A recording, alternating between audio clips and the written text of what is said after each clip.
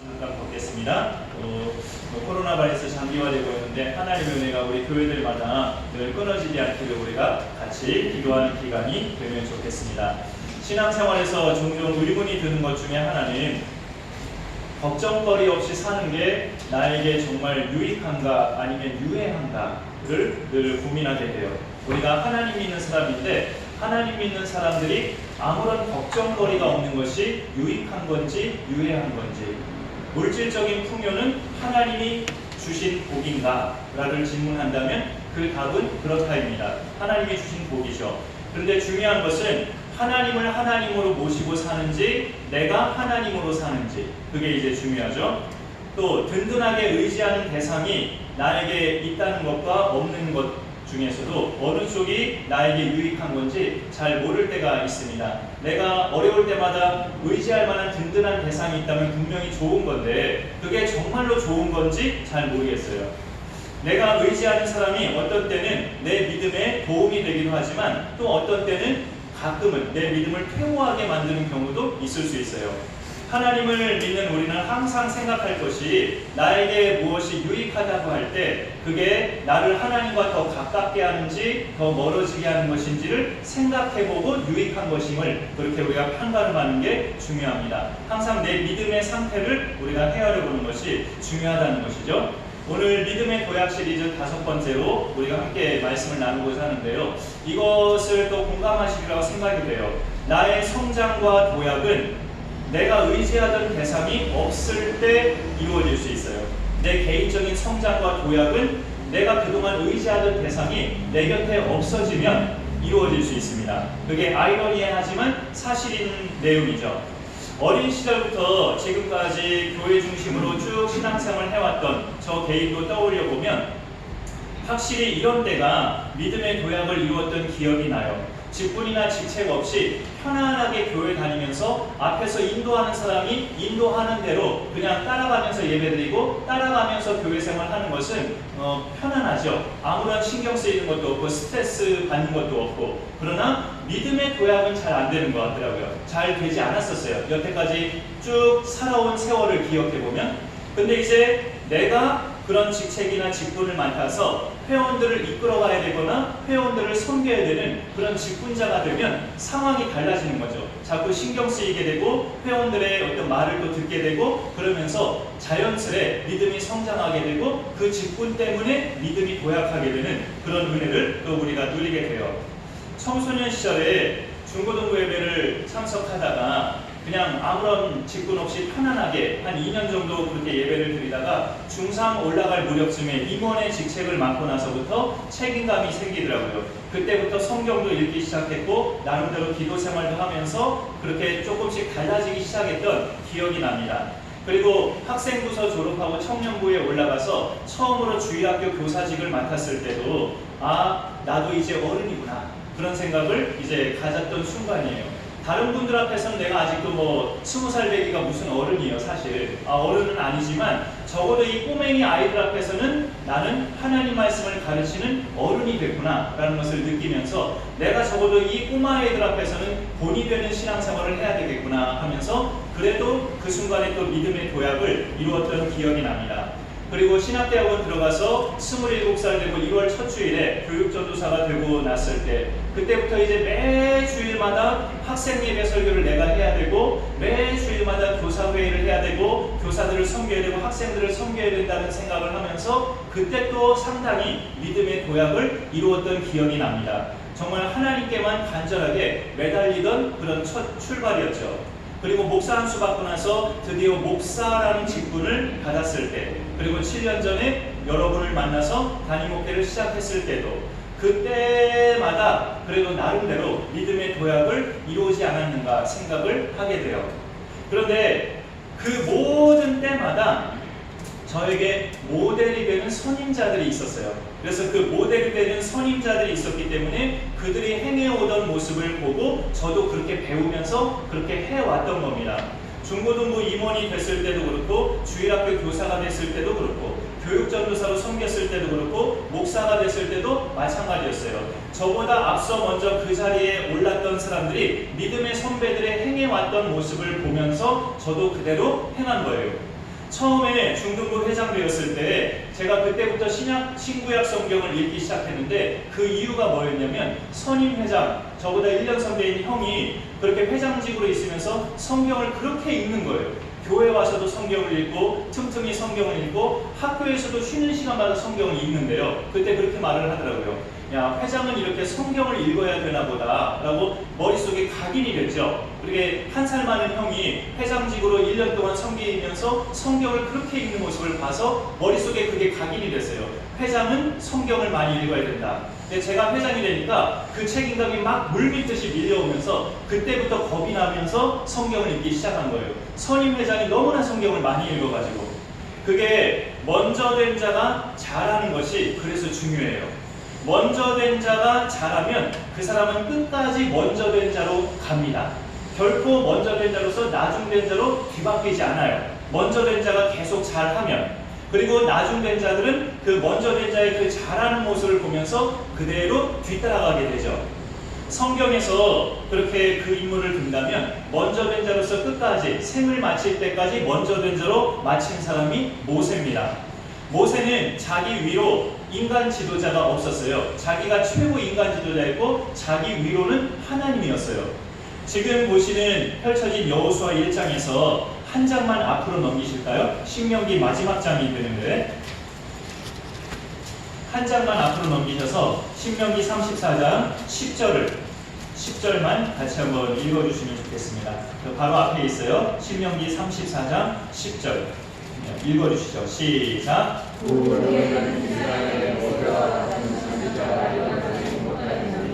모세는 여호와께서 대면하여 아시던 자요 라고 되어 있습니다. 모세는 여호와께서 대면하여 아시던 자라고, 직접 하나님을 만난 인간 모든 지도자 중에 최고 지도자가 모세였다는 것을 우리가 알게 됩니다. 모세는 그야말로 지도자로서나 선지자로서나 그야말로 모든 그 이후의 지도자들과 선지자들의 제일 선구에 서 있던 지도자와 선지자가 바로 모세였어요. 그리고 그 모세를 그 밑에서 40년간 수종 들었던 여호수아, 그 여호수아가 있는데 여호수아는 항상 1인자 모세를 옆에서 수종 들면서 그렇게 2인자처럼 지내왔던 사람이 여호수아죠. 여호수아가 보기에 모세는 너무나 큰 산과 같은 존재였습니다. 그런데 오늘 여호수아 1장은 그 여호수아의 위치가 바뀌는 순간이죠. 이제까지 자기는 40년 동안 모세의 수종자였는데 지금 이 순간부터 자기가 모세의 위치로 올라선 겁니다. 1인자가 된 거예요. 그 부분을 우리가 오늘 말씀으로 보기 시작할 때 참 여호수아가 이제 의지하던, 그동안 40년간 의지하던 모세라는 큰 산이 이제 죽었죠. 의지하던 대상의 죽음으로 자기가 이제 홀로 서기를 했는데, 여러분도 홀로 서기 해보신 분들 계시지만 홀로 서기는 외롭기도 외롭지만 두려워요. 내가 이제 앞으로 이 험한 세상을 어떻게 헤쳐가지 하는 두려움이 막 엄습할 수 있단 말이죠. 그런 홀로 서기를 시작한 여호수아에게 하나님은 나타나셔서 말씀을 주신 겁니다. 여호수아와 우리가 그렇게 공통점이 있는가라는 생각을 가져본다면 그렇게 쉽게 찾아보기는 어려워요. 여호수아는 한 민족의 지도자였고 우리는 대한민국의 일반 백성이기 때문에 여호수아랑 우리랑 어떤 공통점을 찾기는 좀 쉽지 않을 수 있습니다. 그러나 하나님을 믿는 믿음의 사람들이라는 것은 여호수아나 우리나 똑같은 공통점이고, 그 다음에 또 오늘 말씀을 대목으로 해서 여호수아나 우리나 똑같은 상황이 될 만한 것 하나를 든다면 그동안 의지하던 대상이 내 곁을 떠나는 때가 반드시 온다는 것, 이게 여호수아나 우리나 공통적인 상황일 수 있어요. 그 대상은 부모님일 수도 있고 배우자일 수도 있고 자식일 수도 있고 어려울 때마다 나를 도와준 그 누구일 수도 있어요. 내 곁에 늘 있다가 떠날 만한 대상들. 보통 여러분 의지의 대상이라고 하면 어떤 사람을 우리는 떠올리나요? 내가 고민이 생길 때 내 얘기를 들어줄 수 있는 사람, 내 말을 다 듣고 나를 공감해 줄 수 있는 사람, 더 나아가서는 나의 그 고민에 실질적인 도움까지 줄 수 있는 대상이면 더 좋겠죠. 여러분은 실질적인 도움을 뭐라고 생각하십니까? 실질적인 도움은 지금 내가 안고 있는 문제를 내가 헤쳐나갈 수 있는 방법을 알려주는 게 실질적인 도움이에요. 물고기를 잡아주는 것이 아니라 잡는 법을 가르쳐주는 게 실질적인 도움이라고요. 그런데 우리는 그것보다는 당장 내 손에 뭐라도 쥐어주는 것을 실질적인 도움이라고 생각할 때가 많아요. 어쩌면 그건 독이 되는 경우도 많은데 발등에 불부터 꺼야 된다는 생각 때문에 당장 내 손에 뭔가를 쥐어주는 사람을 우리는 좋아해요.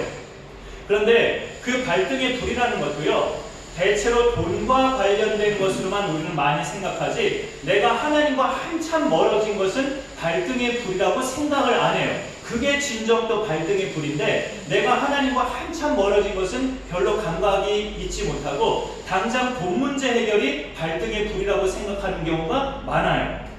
그런 점을 우리가 보면서 하나님을 믿는 사람들도 의지할 만한 대상이 있다는 건 나쁘진 않습니다. 나쁘진 않은데 내가 의지하는 대상은 분명히 나와 영원히 함께하는 대상은 아니라는 것을 우리가 알아야 돼요.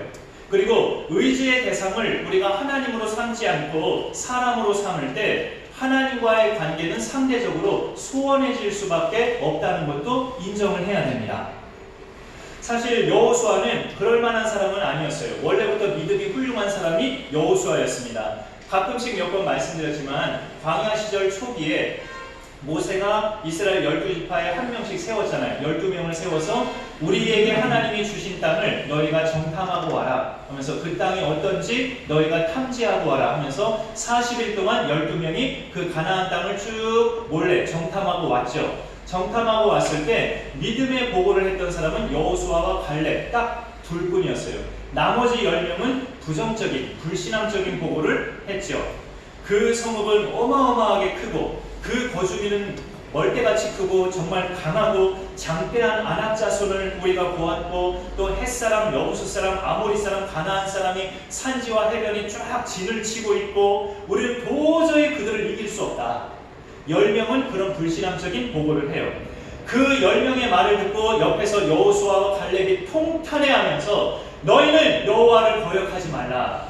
그 땅 백성을 두려워하지 말라. 여호와가 우리와 함께 하시니 그들을 두려워하지 말라. 그들은 우리의 밥이다 하면서 믿음의 말을 했던 사람이 여호수아와 갈렙이었어요. 그런데 그때가 벌써 40년 전 이야기예요. 40년 전. 여호수아 1장에서의 이 지금 여호수아는 죽은 모세만큼 고령은 아니었어도 여호수아도 노인이 된 나이입니다. 이제 상당히 노인이 된 사람이에요. 여전히 믿음의 사람이긴 했지만 40년 전 젊었을 때 그 패기가 충만했던 그 믿음이라기보다 이제는 큰 일을 하기에는 두려움을 가질 수 있는 노인의 나이가 됐어요. 여호수아도. 거기에다 자기가 그동안 의지했던 모세가 이제 죽고 자기가 이제 홀로 서서 모세의 위치에 오른 사람이 바로 여호수아입니다. 이때 하나님이 여호수아에게 말씀을 주시는 거예요. 하나님이 여호수아에게 주신 말씀은 크게 두 가지 성격으로 딱 나눠지는데 약속과 명령이에요. 내가 너와 이렇게 함께 하겠다는 약속과 너는 이렇게 행하라는 명령. 약속과 명령 두 가지 성격의 말씀을 오늘 주십니다. 약속은 3절에서 내가 모세에게 말한 바와 같이 너희 발바닥으로 밟는 모든 땅을 모두 내가 너희에게 주었노니 라는 이것이고, 그 다음에 5절도 약속이에요. 네 평생에 너를 대적할 자가 없으니 내가 모세와 함께 있었던 것 같이 너와 함께 있을 것입니다. 일단 약속의 말씀을 먼저 본다면 이 3절과 5절이 약속의 말씀입니다. 40년 동안 모세는 이스라엘 자손에게 정말 하나님 같은 지도자였어요. 여호수아도 모세를 그렇게 봤습니다. 그래서 여호수아는 아마 내심 그런 생각을 했을 겁니다. 나는 아무리 잘해도 모세처럼은 할 수 없을 거다. 모세가 너무 잘했기 때문에 나는 아무리 발버둥 쳐도 모세만큼은 못한다라는 생각을 가질 수 있었단 말이에요. 그런 여호수아에게 하나님이 주신 약속은 내가 모세에게 말한 바와 같이 내가 모세와 함께 있었던 것 같이 라는 약속을 줘요. 그 말은 모세가 그동안 큰 일을 했던 것처럼 너도 모세처럼 똑같이 큰 일을 행할 것이라는 그런 약속입니다. 우리가 직분을 맡게 될 때요, 내 직분에 해당하는 선임자들이 너무 잘했을 때가 있잖아요. 선임자들이 너무 잘해서 그 직분을 이어 맡은 나는 자연스럽게 어떤 생각을 하게 될까요? 내가 저분처럼 훌륭하게 잘할 수 있을까? 라는 생각이 들 수 있죠. 저분이 백두산이라면 나는 남산밖에 안 되는 사람인데 내가 저분처럼 따라갈 수 있을까? 고민이 될 거예요. 선임자 못지않게 자라는 비결은 그 선임자와 함께 하신 하나님이 나하고도 함께 하신다는 믿음이에요. 선임자와 함께 하신 하나님이 나하고도 함께 하신다는 것을 믿는다면 우리도 선임자 못지않게 자랄 수 있습니다. 비록 내가 부족하지만 이 직분을 앞서 감당하신 저분들 못지않게 내가 감당할 수 있는 비결은 하나님께서 저분들에게 주신 말씀을 나한테도 주실 것이고, 저분들과 동행하신 것처럼 나하고도 동행하실 것이고, 어려울 때마다 저분들에게 힘을 주셨던 것처럼 나도 어려울 때마다 똑같이 힘을 주실 것이니, 그렇다면 나도 저분처럼 감당할 줄 믿습니다. 그런 믿음을 갖는 것이 또 성숙한 믿음이고, 그 믿음을 갖고 있다면 이미 믿음의 도약을 이룬 거예요. 여호수아는 하나님께서 주시는 말씀을 통해서 그 믿음으로, 그 말씀을 믿는 믿음으로 가나안 땅 정복을 시작했습니다. 하나님이 주신 말씀이 뭐였어요? 내가 모세와 함께 있었던 것 같이 너와도 함께 있을 것이라 는 말씀이었죠. 그래서 지난주일에 이런 말씀을 드렸잖아요. 믿음이 신실한 사람은 하나님 그분 자체와 하나님의 능력을 나타내는 사람과 이 둘을 구분할 줄 안다고. 이스라엘 자손이 아론에게 금송아지를 만들어 달라고 했던 이유가 뭐였습니까? 산에 올라간 모세가 40일이 되도록 내려오질 않으니까 이들은 그동안 모세를 하나님처럼 여겼는데 맨날 원망하고 투덜대긴 했지만 그래도 자기들이 문제가 생기고 어려울 때마다 해결사 역할을 했던 사람이 모세였기 때문에 이스라엘 자손에게 모세는 하나님이었어요. 근데 이 모세가 산에 올라가더니 내려오질 않으니까 이 이스라엘 백성이 생각하기를 하나님이 우리를 버렸다. 그러니 우리도 하나님 버린다 하면서 금송아지를 숭배한 거죠. 하나님과 하나님의 능력을 행사하는 사람과 이 둘을 구분할 줄 알아야 되는데 그 둘을 구분하지 못하면 하나님을 의지하는 게 아니라 하나님의 능력을 행사하는 사람을 자꾸 의지하게 돼요. 그래서 그 사람이 없으면 완전히 주저앉게 되죠. 그런데 모든 사람에게 피할 수 없는 불편한 진실 하나는 내가 의지하던 사람은 언젠가는 떠난다는 것. 이게 불편한 진실이지만 진실이에요. 사변하는 것도 떠나는 거잖아요. 예수님을 믿기는 하지만 자기 삶에 바쁜 젊은 성도들은 부모님의 기도를 먹으면서 간접적인 신앙생활을 하는 사람들이 많죠. 그런 젊은 자녀들이 많아요.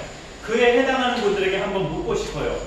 당신의 부모님이 언제까지 당신 곁에 계실 것 같으냐고 한번 묻고 싶어요. 늘 부모님의 신앙을 먹고 간접적으로만 신앙생활하는 모든 젊은 자녀들에게 묻고 싶습니다. 당신의 부모님들이 언제까지 당신 곁에 계실 것 같냐고. 당신이 믿어야 할 대상은 하나님이지 당신의 부모님을 하나님처럼 여기지 마시라. 부모님은 언젠가는 떠나는 대상이지만 하나님은 결코 당신을 떠나지 아니하시고 당신을 버리지 않으신다.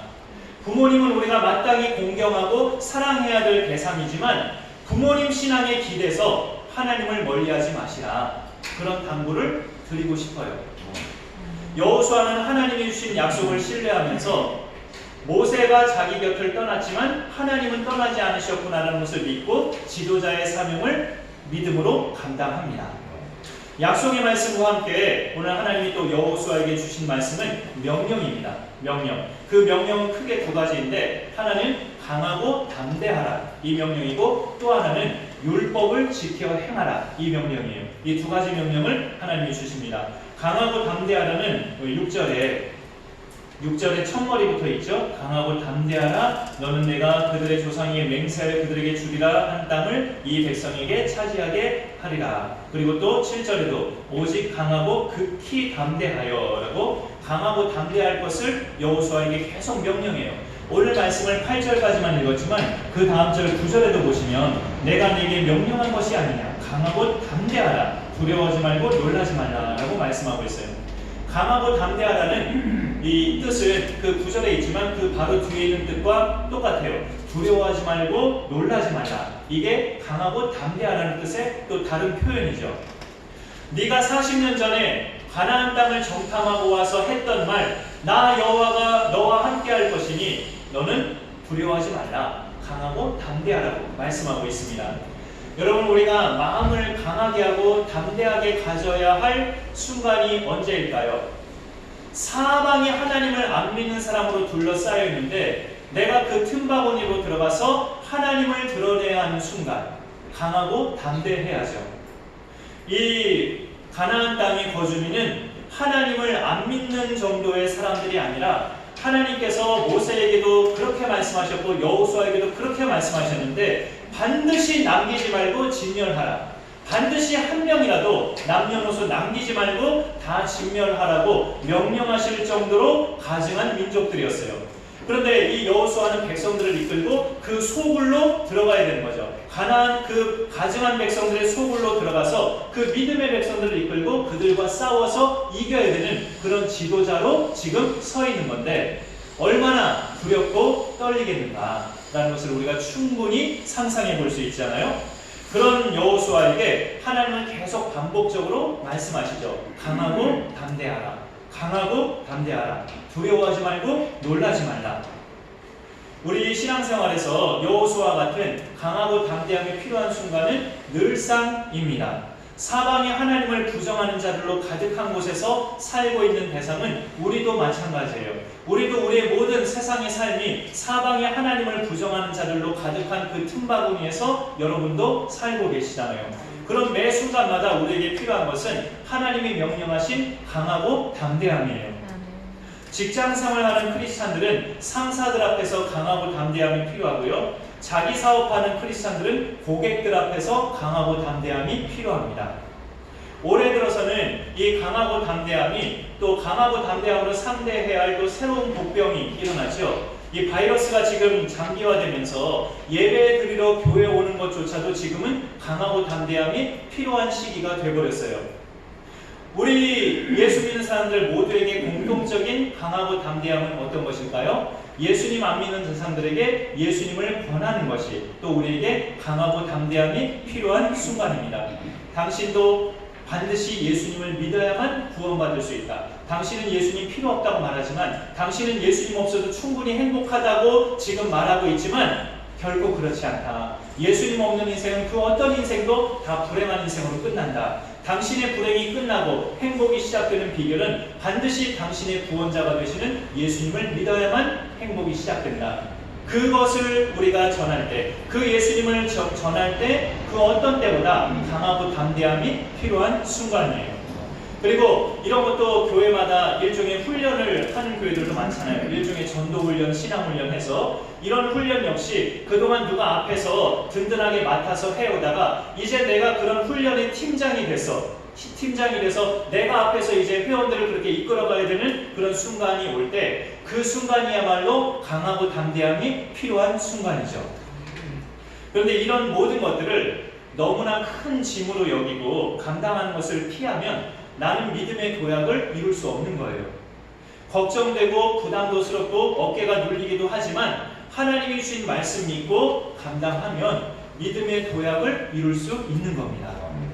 그 감당할 수 있는 능력은 하나님이 주신 말씀이고 하나님이 주신 말씀은 뭐냐? 강하고 담대하라. 내가 보기에 많은 믿음 훌륭한 사람이 네가 보기에 그 모든 것들을 너보다 훌륭하게 잘해낸 것 같지만 내가 그들과 함께 했기 때문에 잘한 것이다. 내가 너하고도 함께하면 너도 능히 그들 이상으로 잘할 수 있다. 그런 하나님이 주시는 말씀을 힘입어서 감당할 수 있는 거죠. 강철보다 더 단단하고 든든한 하나님의 말씀을 하나님의 말씀에다가 나 자신을 맡기세요. 그러면 감당할 수 있고 믿음의 도약을 이룰 수 있습니다. 여호수아에게 주신 명령 또 하나는 율법을 지켜 행하라는 명령이죠. 7절에 보시면 오직 강하고 극히 담대하여 나의 종 모세가 내게 명령한 그 율법을 다 지켜 행하고 율법을 다 지켜 행하라는 말씀이 있습니다. 그리고 8절에도 이렇게 율법을 내 입에서 떠나지 말게 하며 라는 말씀으로 시작되죠. 69절 그 내비게이터라는 선교단체에서 암송성구 60개를 예전에 만들었을 때 60성구 암송구절 중에 이게 또 한 구절로 넣어져 있어요. 여호수아 1장 8절이 우리 아까 본문 말씀으로 읽어주셨지만 8절만 다 같이 다시 한번 읽어보시죠. 오늘 본문 말씀 8절 시작. 이 율법책을 내 입에서 떠나지 말게 하며 주야로 그것을 묵상하여 그 안에 기록된 대로 다 지켜 행하라. 그리하면 내 길이 평안하게 될 것이며 내가 행복하리라. 아멘. 하나님은 자기 백성에게 종살이하던 그 애굽 땅에서 구원하시고 나서 광야에서 율법을 주셨죠. 모세에게 율법을 주셔서 모세가 백성들에게 그 율법을 또 증여했습니다. 십계명을 비롯한 율법을 주셔서 하나님의 선민으로 구별되게, 세상에서 구별되게 살아가도록 율법이 근거가 되게 하셨어요. 그래서 율법에 담겨있는 하나님의 성품은 사랑이기도 하지만 또 하나의 하나님의 대표적인 성품이 거룩함이에요. 거룩함. 내가 거룩하니 너희도 거룩할지어다. 이방인들처럼 우리도 땅에서 살고 있지만 하늘의 백성은 하나님처럼 거룩해야 돼요. 그 거룩을 지키는 비결은 크게 두 가지로만 말씀드려 볼게요. 주기적으로 드리는 예배를 우리가 소홀히 하지 않는 겁니다. 주기적으로 드리는 예배를 생명과 같이 우리가 지키고 드릴 때 거룩함이 지속될 수 있습니다. 그리고 또 하나는 오늘 하나님이 여호수아에게 명령하신 것처럼 네 앞에 있는 말씀을 묵상하고 그것을 입에서도 떠나지 말게 하고 지켜 행하는 순종이 따라야 합니다. 그것이 우리가 거룩함을 지키는 비결이에요. 주기적으로 드리는 예배를 생명과 같이 여기는 것. 그 다음에 여호수아에게 말씀하신 것처럼 주야로 말씀을 묵상하면서 그 말씀을 지켜 행하는 것이 우리의 거룩을 지키는 비결입니다. 오늘날 하나님 말씀은 이렇게 책으로 만들어져 있잖아요. 성경책. 그렇지만 우리가 매일 이 말씀으로 들어가면 우리를 인격적으로 대하시는 하나님을 말씀 속에서 만나게 됩니다. 의지할 대상이 없어서 두려울 때, 또 처음 맡은 일이라서 두렵고 긴장이 될 때, 큰 임무를 앞두고 어깨가 무거울 때, 집안의 문제가 눈덩이처럼 커져서 도저히 감당하기가 어려울 때, 우리에게 찾아오셔서 두려워 말라, 강하고 담대하라, 내가 네 믿음의 선조와 함께한 것처럼 너하고도 함께할 것이다 말씀하시는 하나님을 성경에서 만나실 수 있기를 바랍니다. 우리 성도님들께 누군가 든든한 대상이 있으시다면 감사할 일이에요. 그러나 그 대상이 하나님은 아니라는 것을 기억하시기 바랍니다. 사람은 아무리 든든하고 힘이 되어도 세상에서는 반드시 헤어질 날이 와요. 천국에서 다시 만나지만 천국은 지금 이와 같은 관계로 우리가 만나지는 않죠. 모두가 예수 안에서 한 전체 큰 가족으로 천국에서는 만나는 거죠. 우리의 지금의 혈육과 지금의 부부관계로 천국에서도 계속 이어지는 것은 아니에요. 모두가 예수 안에서 한 형제 자매의 큰 가족 덩어리가 되는 거죠. 거룩한 공동체. 그러나 이 땅에서는 우리가 지금 현재 가족 구성원으로 이렇게 죽는 날까지 살아가고 있는 거예요. 지금 말한 것처럼 죽는 날까지라고만 했기 때문에 죽는 날은 사랑하는 가족들과도 사별하게 되는 거죠. 그러니 내가 든든하게 여기는 대상은 언젠가는 떠난다고요. 언젠가는 떠나고 그들은 또 하나님도 아니에요. 그런 원리를, 신앙적인 그 근본 원리를 우리가 기억하면서 하나님만 하나님으로 모시는 그 믿음, 그 구별된 믿음이 우리 가운데 필요합니다. 남들보다 성숙한 사람을 보면 대체로 일찌감치 홀로 서기 한 사람이에요. 이 원리는 하나님 앞에서의 신앙생활도 비슷하게 적용됩니다. 여호수아가 이제 모세 없이 홀로 섰을 때 그가 사명을 피하지 않고 하나님 말씀을 잘 받아서 믿음의 도약을 이루는 사람이 됐어요. 우리가 그와 같은 믿음의 도약을 이루려면 우리도 홀로 서기 하는 훈련이 종종 필요한 때가 있습니다. 사람의 손길도 귀하지만 거기에 우리가 의지하지 않아야 영원 불변하신 하나님을 의지할 수 있어요. 영원 불변하신 하나님의 도우심을 체험해야 하나님과 든든한 사랑을 구별할 수 있습니다. 그로 인한 믿음의 도약이 우리 가운데도 이루어질 수 있는 것이죠. 이 원리를 우리가 기억하면서 언제나 우리의 근본 의지의 대상은 살아계신 하나님이신 것을 기억하고 그 믿음 가운데서 도약을 이루어가는 우리 모두가 되기를 간절히 소망합니다. 네, 기도하겠습니다.